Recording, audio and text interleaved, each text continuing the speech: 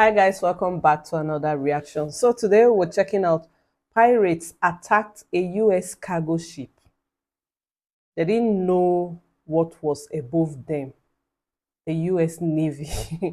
I can't wait. This looks interesting already. Without further ado, guys, let's dive right into it. More than 600 bullets ripped through the deck of the American cargo ship in less than 3 minutes. 5 pirate boats closed in at 45 knots, each loaded with rocket-propelled grenades and heavy machine guns, firing furiously on a $250 million US-flagged cargo ship as if it were a carnival ride. May 9, 2025, off the lawless coast of Somalia, began like this, with 30 Somali gunmen laughing, shooting at stacks of cargo, and even trying to pry open the steel gates with rocket-propelled grenades, certain they would demand ransom and kill. What they didn't see was a U.S. aircraft carrier lurking just 412 nautical miles away, launching drones, Apache helicopters, and 3 Blackhawks carrying nearly 50 elite commandos, determined to turn this pirate victory into a smoking graveyard.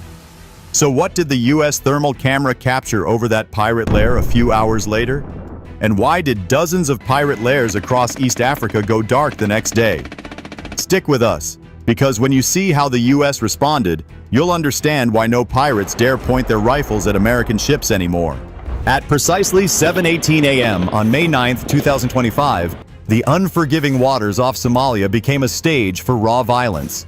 A swarm of 5 pirate skiffs, carrying at least 30 heavily armed Somali marauders, surged across the choppy waves at 45 knots, engines howling like jackals. Their eyes were fixed on a prize of staggering value, the MV Redwood Star, an American-flagged cargo ship transporting over $250 million in high-tech industrial equipment bound for Southeast Asia. On board the Redwood Star were 23 sailors, mostly Americans and Filipinos, under the command of a seasoned 54-year-old captain from Galveston, Texas. They were well aware of pirate risks in these waters, yet nothing prepared them for the sheer audacity of this assault. The pirates, brandishing AK-47s, PK machine guns, and even RPG-7 launchers, let loose a chilling barrage of tracer fire into the salty air, a savage announcement of their intent. As the skiffs closed to under 200 yards, the crew took up defensive positions on the outer decks. Armed with shotguns and a few outdated semi-automatic rifles, they returned fire in controlled bursts. The ship's hull rattled with the deafening staccato of gunfire. Shell casings clinked and rolled across the steel plates. Sailors fired from behind bulkheads and cargo containers, hoping to drive the attackers back. But the pirates were well-practiced killers of the sea. They fanned out in coordinated lines, their machine guns laying down withering suppressive fire. Bullets sparked off deck winches and sliced through rigging. One crewman was struck in the shoulder, spinning him into a lifeboat cradle. Another deckhand narrowly avoided being torn apart by a burst of PK fire that chewed splinters from a wooden pallet inches from his head. Realizing the hopeless imbalance of firepower, the captain shouted over the ship's loudspeakers for an immediate fallback. The crew abandoned their posts, dragging the wounded sailor with them, retreating deep into the belly of the ship. They sealed themselves inside the reinforced citadel, walls lined with hardened steel, emergency oxygen systems hissing to life, satellite distress beacons blinking urgently. Above them, the pirates scrambled aboard unchecked, yelling in triumph, their boots thundering across the Redwood Star's empty deck. They believed they had won. But below, in that sealed chamber, the captain gripped the radio microphone with white knuckles and whispered a final coded message to the U.S. Navy. Mayday, this like is Redwood Star, under siege, crew secure, awaiting your justice. The last ship. The pirates had no idea they had merely walked into the jaws of something far more terrible. What would you do if you were the captain locked in that steel room? Was his decision right or wrong? Let us know in the comments. Like and subscribe to help us bring you the latest information. When the distress signal from the MV Redwood Star reached the USS Independence, a towering American aircraft carrier cruising 400 nautical miles east of Somalia, it triggered an instant cold dread across the command deck. The Redwood Star's captain had sent a stark message. Under siege, crew secured in Citadel, immediate assistance required. That meant 23 American and Allied sailors were trapped, defenseless behind steel doors, while armed pirates roamed freely above them. Failure to act quickly could turn the ship into a slaughterhouse. The admiral aboard the Independence wasted no time. He gave a single nod and the carrier's vast machinery roared to life. Within 7 minutes, the flight deck swarmed with precision. 3 MH-60 Seahawk helicopters armed with door-mounted GAU-17 miniguns lifted off first, set to sweep ahead and pinpoint the Redwood Star's exact location. Right behind them, 2 Apache gunships loaded with Hydra rockets and 30mm chain guns took flight to lay down overwhelming fire if needed. But the true punch came next. 3 Black Hawk helicopters, each packed with roughly 50 Navy SEALs and Marine Raiders, fully equipped in body armor, NVGs, and bristling M4 carbines prepared to launch. Their mission was clear: secure the deck, eliminate any pirate resistance, and reach the Citadel before a breach could occur. Back in the carrier's combat center, operators tracked live infrared feeds from drones sweeping the cargo ship. Thermal signatures glowed bright inside the Citadel, proof the crew was still holding out. A junior officer whispered, "They're alive, but the pirates are moving closer to the Citadel hatch." Every second mattered. The carrier's admiral leaned forward, his face set like stone. "Launch all assets. No delays. Those are our people." The helicopters thundered off the deck and cut low across the waves, racing against the clock. On board, the SEAL team leader gripped his rifle and checked his radio. 23 trapped sailors depended on them now, and he intended to bring every one of them home. What about you? Do you think these pirates stand a chance against American steel and training? Share your thoughts below, and let's see how intense this fight gets. At exactly 8:12 a.m., the first American helicopters sliced through the salty air above the MV Redwood Star. The deck was alive with chaos. Over a dozen pirates, heavily armed with AK-47s and PK machine guns, prowled the cargo hatches, kicking doors and firing sporadic bursts toward the superstructure, searching for a way into the Citadel below. The lead Seahawk swept in fast, its gunners unleashing a terrifying torrent of 7.62mm rounds from twin GAU-17 6-barrel miniguns, spraying over 2,000 rounds in under a minute. Bullets ripped through steel containers and shredded the pirates' makeshift barricades. Stunned by the sheer volume of fire, the pirates scattered, some diving behind winches, others flat on the deck clutching their rifles. Seconds later, the Apaches arrived, hovering like silent executioners. One pirate foolish enough to run into the open was cut down instantly by a 30mm chain gun burst, his body thrown backward in a red spray. Another cluster of gunmen tried to rally near the starboard cranes, but a short rocket strike from an Apache obliterated their position, sending twisted steel raining down. Then came the real storm. 3 Black Hawks roared overhead, ropes uncoiled, and nearly 50 Navy SEALs and Marine Raiders slid down in disciplined waves. Within seconds, the Americans formed combat wedges across the deck, rifles scanning, voices shouting tight commands over headsets. The pirates attempted to regroup, firing desperate volleys from behind a bulk stack of crates. But the SEALs responded with chilling precision, controlled double taps, each bullet finding a chest or a head.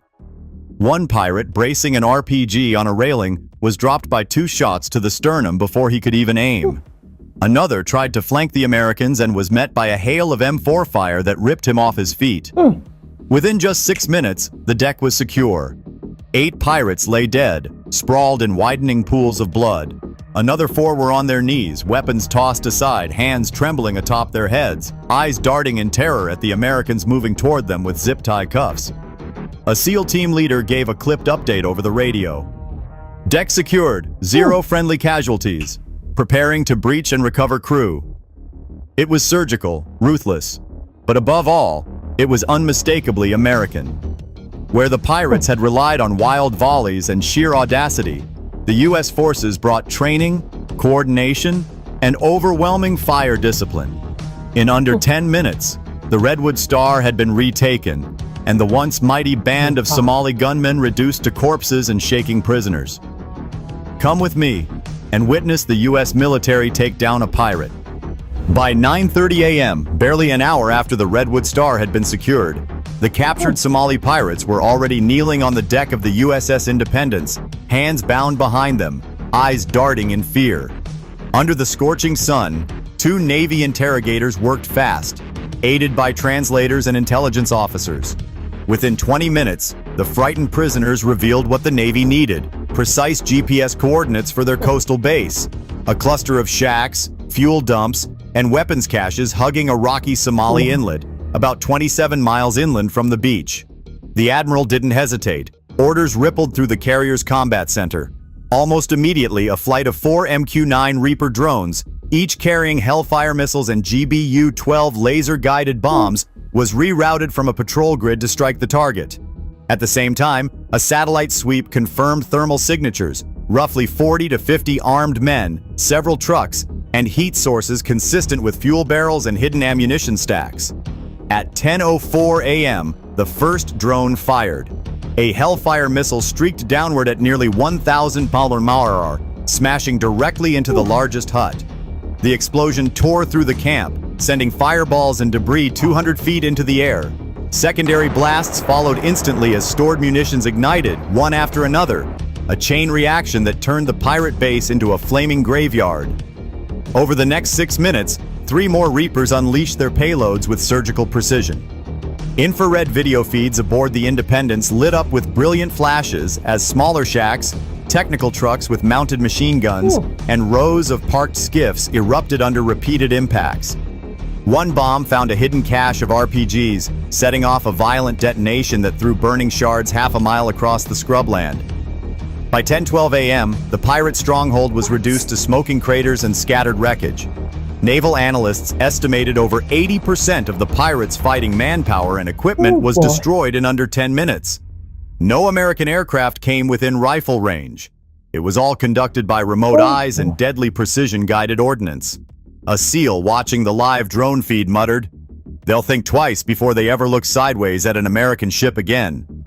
Another simply nodded, still gripping his rifle, as the black plumes of burning diesel curled into the morning sky.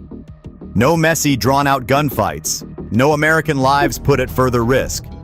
Just overwhelming reach, technology, and resolve. The pirates who had terrorized these waters for years saw their empire obliterated in minutes. A message written in fire and steel across the Somali coast, ensuring every surviving raider understood exactly who ruled these seas. The obliteration of the pirate base sent shockwaves through every smuggler's radio across the Somali coast. Within hours, intercepted transmissions revealed panic. Pirate groups that had brazenly boasted of taking American ships now ordered their skiffs hauled inland, engines dismantled, fuel drums buried. They had watched entire compounds, men and fortunes vanish in under 10 minutes, all without a single U.S. boot ever touching their sand. Satellite imagery over the next 72 hours confirmed it. Normally bustling pirate anchorages were abandoned, slipways empty, and suspicious vessels steered well clear of commercial lanes. Where the Indian Ocean had once swarmed with small bands chasing ransom money, there was now only open, unchallenged water. The sudden drop was so steep that shipping insurers noted it in global risk bulletins within days. Meanwhile, the USS Independence maintained station with her carrier group, rotating Seahawk patrols and drone reconnaissance flights. Each pass of an American warship or black silhouette of a drone in the sky was enough to scatter any remaining pirate craft. The pirates knew what followed: satellites above, Reapers circling beyond eyesight, and if needed, a steel rain they could neither see nor outrun. A retired admiral, speaking to a small group of naval strategists in Norfolk, summed it up best. It didn't take months of costly convoy escorts.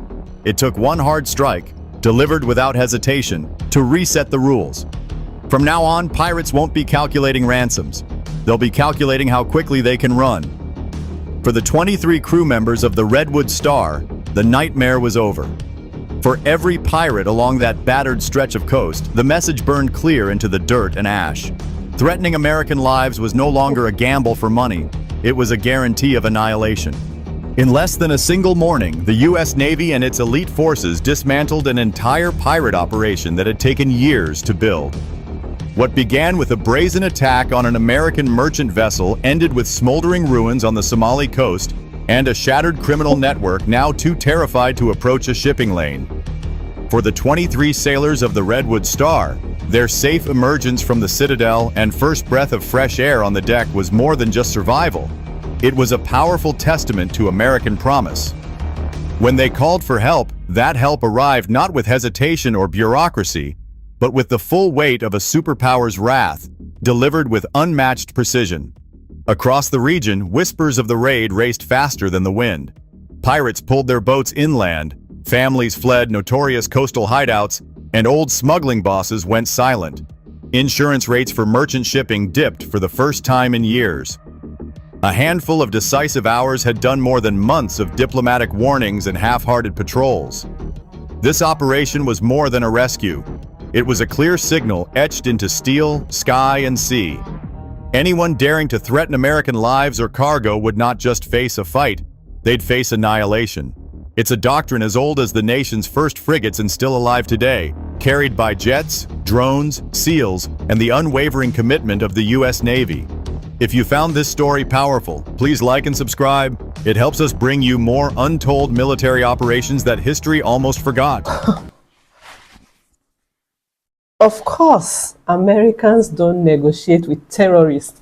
The part that caught my attention the most was where they said their boots, the army, the US army, their boots didn't need to touch the soil of Somalia, but they were able to strike and they were able to neutralize the enemies and all their plans and all they've spent, the criminal enterprise they've spent years in building. This really gave me chills. Of course, this is this reality, or I don't know. This is real now. Let me ask you. No, I know this is real, somehow real. I didn't know when this happened, but this kind of reminds me about this movie I watched back then, The Last Ship. I love movies like this. I'm proud of the way they swiftly responded and they came out in full force. Of course, Americans don't negotiate with terrorists. I'm sure they felt they may have boasted for long that they have gotten hold, they will get hold of this US ship, but they had no idea what was waiting for them. This must be really disappointing, and they never saw this coming. But of course, what were they expecting? And honestly, great job to the captain. He protected his men. He got hold of the situation. He handled this so perfectly. And to all the military, those that responded swiftly, thank you so much for your active service. This was really interesting to watch. If you're new on my channel, do not forget to like, subscribe, share, leave your suggestions behind, and I'll get right into it. Until then, I'll see you in my next video. Bye bye.